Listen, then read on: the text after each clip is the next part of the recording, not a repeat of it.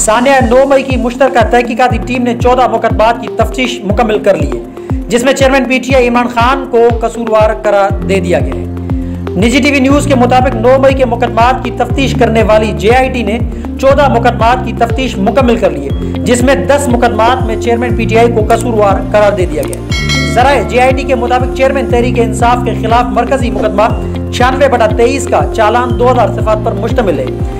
Chairman PTI के खिलाफ social media से मुतल्लिक 400 से जायद शवाहिद मिले।